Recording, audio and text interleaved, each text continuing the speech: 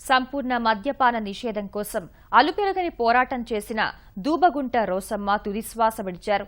నెల్లూరు జిల్లా కలిగిరి మండలం తూర్పు దూబగుంట గ్రామానికి చెందిన 93 ఏళ్ల ఆమె కొంతకాలంగా కిడ్నీ సంబంధిత వ్యాధితో బాధపడుతున్నారు. 90వ దశకంలో సారా నిషేధం కోసం రోసమ్మ ఉద్యమానికి శ్రీకారం చుట్టారు. మహిళల్లో చైతన్యం తీసుకొచ్చి మద్యపాన వ్యతిరేక ఉద్యమంలో భాగస్వాములను చేశారు. రోసమ్మ పోరాటం ఫలించింది. రాష్ట్రంలో మద్యాన్ని అప్పటి ప్రభుత్వం నిషేధించింది. రోసమ్మ మృతి పట్ల ముఖ్యమంత్రి చంద్రబాబు సంతాపం తెలిపారు.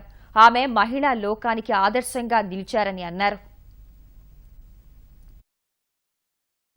రోసమ్మ మృతిపై మరిన్ని వివరాలు మా ప్రతినిధి నాగేశ్వరరావు అడిగి తెలుసుకుందాం. నాగేశ్వరరావు, చెప్పండి, రోసమ్మ ఎప్పుడు తుదిశ్వాస విడిచారు? సారా ఉద్యమానికి రాష్ట్ర వ్యాప్తంగా ఉద్యమాన్ని చేపట్టిన దూబగుంట రోసమ్మ, ఆమె అసలు పేరు వర్ధినేని రోసమ్మ. అయితే ఈ సారా ఉద్యమంతో మా సొంత ఊరు దూబగుంట రోసమ్మగా ప్రసిద్ధి చెందారు. 1993లో సారా ఉద్యమాన్ని గాంధీ జయంతి రోజు అక్టోబర్ 2న ప్రారంభించింది రోసమ్మ.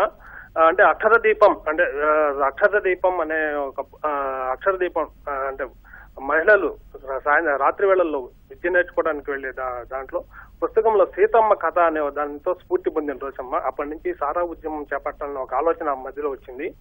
ఆ రోసమ్మ ఉద్యమం చేపట్టినప్పటి నుంచి గ్రామంలోకి సారా జీపు రావటం, దాన్ని అడ్డుకోవటంతో అప్పటి ప్రభుత్వం ఎట్లయినా సరే గ్రామాల్లో సారా విక్రయించాలి అనే పోలీసులను అడ్డుపెట్టి కూడా పోలీసులను తీసుకొచ్చి ఉద్యమాన్ని అడ్డుకోవాలని చూశారు.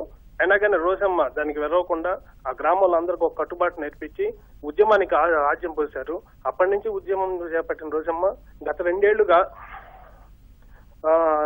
అనారోగ్యంతో బాధపడుతున్నారు.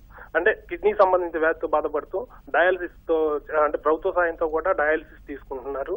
అయితే వయసు 93 సంవత్సరాలు కావడంతో ఆదివారం ఉదయం 8 గంటలకు అనారోగ్య కారణాల రీత్యా తుది శ్వాస ఇచ్చారు. శ్వేత, నాగేశ్వరరావు, ఆమె అంత్యక్రియలు ఎప్పుడు నిర్వహిస్తారు?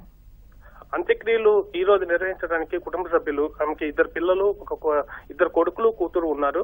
వాళ్ళు ఈ రోజు అంత్యక్రియలు నిర్వహించడానికి అక్కడ ఏర్పాట్లు చేస్తున్నారు. జిల్లా నుంచి కూడా ముఖ్యమైన నాయకులు వీళ్ళంతా భౌతికాన్ని సందర్శించి కుటుంబ సభ్యులకు పరామర్శలు నిర్వహిస్తున్నారు. శ్వేత, ధన్యవాదాలు నాగేశ్వరరావు.